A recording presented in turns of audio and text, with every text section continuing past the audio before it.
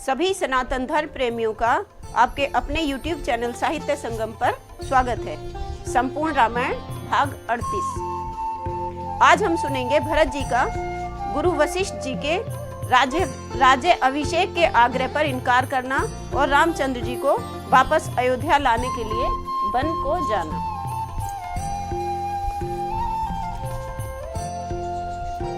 तो जब दशरथ जी का अंतिम संस्कार सब हो गया, उसके बाद विधि विधान से हो चुका जब ही मृतक संस्कार, सभा जोड़ गुरु वर तब करने लगे विचार। कहा भरत से पुत्रवर लो अब राज संभाल, बनो अवध के आज से विधि पूर्वक महिपाल। व्याकुल हो उठे भरत सुनकर ये प्रस्ताव, दृढ़ता पूर्वक फिर किया प्रकट हृदय का भाव। तो क्या कहते हैं? राज नहीं गुरुवर दीजिए मुझको यह वरदान, अटल रहूं सधर्म पर हृदय रहे बलवान। मैं नहीं चाहता बड़ा बनूं, रहने दो मुझको छोटा, शासन का अनुशासन मत दो, करने दो सेवा ही मुझको। स्वामी उसका बनना अच्छा जो स्वामी पद के समुचित हो, सेवक का स्वामी बनना तो अनुचित ही नहीं कलंकित हो। तो भरत वचन सुन प्रजाजन पुलक उठे तत्काल, धन्य तुम्हारी धारणा है रघुकुल के लाल। गुरु वशिष्ठ ने फिर कहा यह सब कुछ है ठीक, पर अब तो निश्चित हुआ वह ही सीधी लीक। कहते हैं ये सब ठीक है, लेकिन अब तो राज्य ही एक सीधी लीक है जो तुम्हें करना चाहिए। माता की तुमको आज्ञा है तुम शासन करो अयोध्या का, यदि उसे त्याग दोगे बेटा उल्लंघन होगा आज्ञा का। माँ की आज्ञा का उल्लंघन यदि पाप बड़ा कहलाता है, तो भरत यह तुम्हें ध्यान रहे वह पाप तुम्हें लग जाता है। गुरु वशिष्ठ के कथन में थी अति प्रबल हिलोर, पर वह निर्बल हो गई पहुंच भरत की ओर। बोल उठे बे कहूँ कुछ मैं भी निजी विचार, पुत्र धर्म जो आपने कहा मुझे स्वीकार। जो पुत्र धर्म है जो आपने मुझे कहा है वो मुझे स्वीकार है, पर मैं माता की आज्ञा का उल्लंघन करता ही कब हूँ। उस मत का जिसमें पाप लगे अनुमोदन करता ही कब हूँ। मैं तो ये कहता हूँ भगवन समुचिताचार आचार करता हूँ मैं, माता से भूल हुई है जो उसका सुधार करता हूँ मैं। ठीक इसी क्षण हुई जो धीमी सी झनकार, खुला जनाने महल का शीशे वाला द्वार। तो क्या हुआ? देखा काले वस्त्रों में खड़ी के कई मात, कहती है निज लाल से अपने मन की बात। तभी वहां पर के कई माता आती हैं और क्या कहती हैं? मैं सहमत हूँ मैं राजी हूँ, मैं कहती हूँ उठो बेटा, मुझ कलंकनी के माथे का सारा कलंक धो दो बेटा। लौटा कर वन से रघुवर को उनका हक उनको दो बेटा, माँ कहकर मुझको एक बार इस छाती से चिपको बेटा। अंधकार में हो गया दिन की तरह प्रकाश, मानो बादल हट गया विमल हुआ आकाश। खींचा वाणी ने जभी पवित्रता का चित्र, प्रकृति पुकारी बदलता ऐसे मनुज चरित्र। सबने देखा कि जो मनुष्य का चरित्र है वो इस तरह भी बदलता है। सब राजसभा पुरवासी वे दृश्य देख पुलका उठे, श्री राम विरह के मुरझाए इस वर्षा से हरिया उठे। नीची ही नीची नजरों में इस ओर भरत ने राम कहा, मानो आंखों ही आंखों में माता के लिए प्रणाम कहा।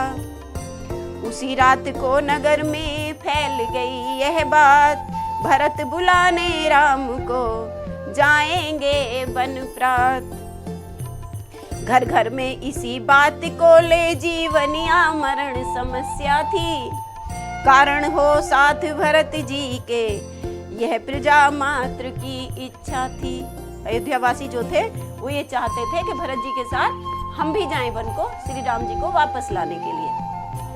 जब हुई अवस्था ऐसी तो संदेश भरत का पहुंचाए, जो चलना चाहे साथ चले है सब लोगों की आज्ञा ये।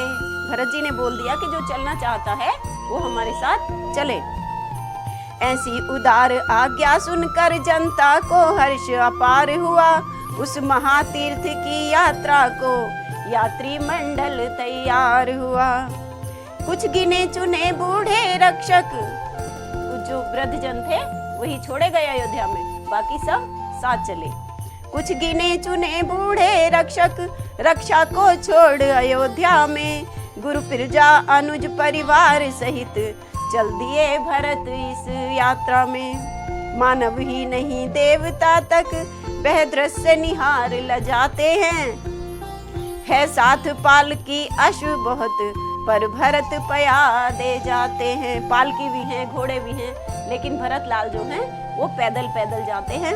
ये देखकर देवता भी लजाने लगे।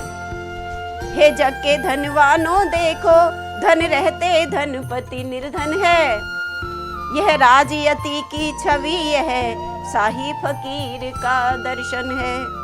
वन यात्रा में चलते थे जिस प्रकार रघुवीर, त्यों ही यह पहले दिवस ठहरे तमसा तीर। आगे फिर चल कर किया उसी जगह विश्राम, श्रृंगवेरपुर में जहाँ ठहरे थे श्री राम।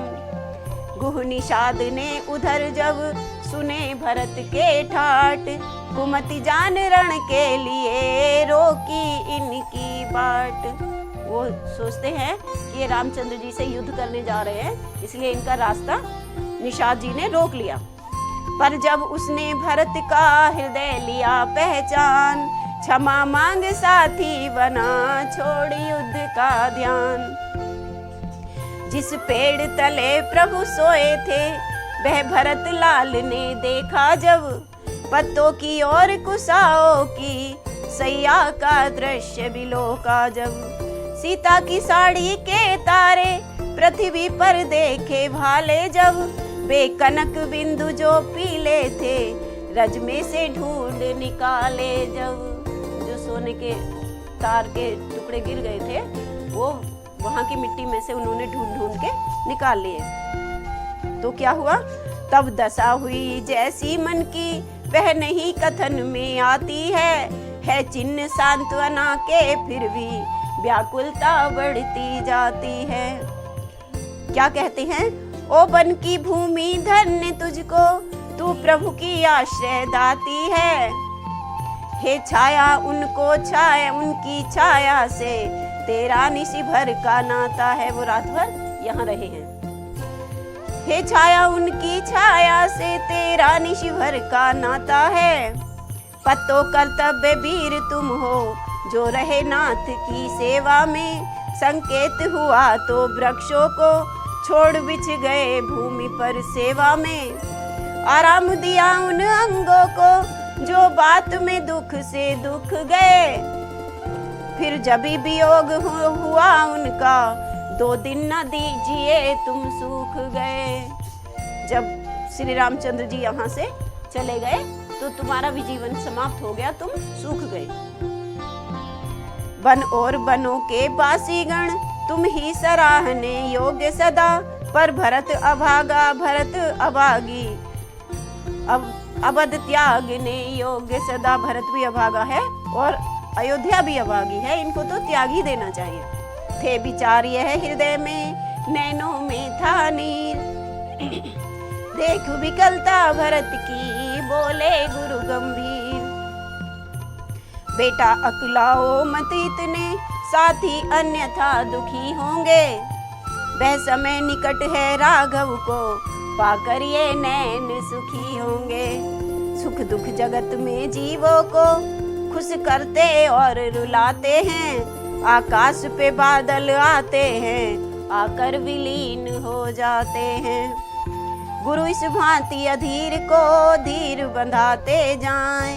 महारात्रि में ज्ञान का दीप दिखाते जाएं। गुरु जी उनको बार बार समझाते जा रहे हैं और ज्ञान के उपदेश देते जा रहे हैं। आगे चल मल्लाह से सुने जब समाचार, वहीं साथियों सहित वे उतरे गंगा पार। जिन वनों और जिन ग्रामों से जिन राहों से प्रभु निकले थे, उस थल की धूल पवित्र समझ सिर झुका भरत जी चलते थे। रस्ते के नर नारी कहते जो राजा होकर त्यागी है, ऐसे राज ऋषि निहार आज निश्चय ही हम बड़े भागी हैं। दुखदाई माँ के घर बेटा सुखदाई हो तो ऐसा हो, भाई ये सच्चा भाई है यदि भाई हो तो ऐसा हो। तो कहते हैं भाई का धर्म बताने को है साक्षात अवतार भरत, सिखलाते भाई भाई का भाई भाई को प्यार भरत। पहुंचा दल ने यात्रियों का तीर्थ राज जब प्रात, भरद्वाज से हुआ आगे का पथ ज्ञात। इस भांति शीघ्र चलते चलते पहुंचे जब वाल्मीकि जी के, तब सुने उदय हो रहा भाग्य उस चित्रकूट की धरती के। अब भरत बाहुलों के समान बोले क्या चित्रकूट में है, बेजीवन दाता जय दाता सुखदाता चित्रकूट में है किधर कहाँ वह चित्रकूट, जिस जगह जानकी जीवन है निर्बल प्राणों के प्राणी, सत्वर चल कर जहाँ प्राण धन है। दाता जिस कुटिया में रहता, भिक्षुक का है भंडार वही, है स्वर्ग वही बैकुंठ वही, कैलाश वही हरिद्वार वही। जहाँ श्री राम जी रहते हैं सारे तीर्थ वही हैं। तो क्या कहते हैं, चल रे मन जहाँ है प्राणाधार, अरे चल रे मन जहाँ है प्राणाधार, है वही द्वार तेरा घर, द्वार तेरा सुखदार, अरे चल रे मन। तो फिर सोचते जा रहे हैं, क्या कर रहे हैं, अश्रु नीर से उन्हें निलाना, प्रेम भाव के पुष्प चढ़ाना, श्रद्धा की माला पहनाना, भांति भांति से सेवा करना, भांति भांति की सेवा करना, करना प्रभु का श्रृंगार, अरे चल रे मन जहाँ है प्राणाधार।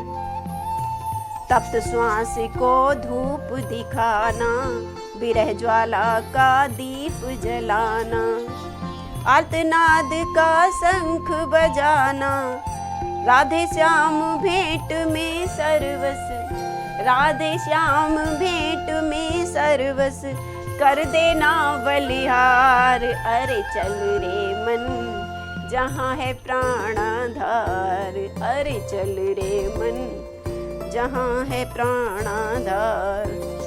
तो इस तरह सोचते जा रहे हैं और इसी के साथ हम अपनी कथा को आज यहीं विराम देते हैं। कल हम सुनेंगे भरत जी के आगमन पर चित्रकूट में लक्ष्मण का आग बबूला होना। रामायण के पिछले भाग देखने के लिए साहित्य संगम की संपूर्ण रामायण प्लेलिस्ट पर जाएं। वीडियो को लाइक करें, चैनल को सब्सक्राइब करें और हमारी वीडियो आपको कैसी लगती है कमेंट करके बताएं। चित्रकूट के घाट पर भई संतन की भीड़, तुलसीदास चंदन घिसे तिलक देत रघुवीर। बोलिए कलिमल नासनी श्री रामायण जी की जय हो। जय जय सीताराम।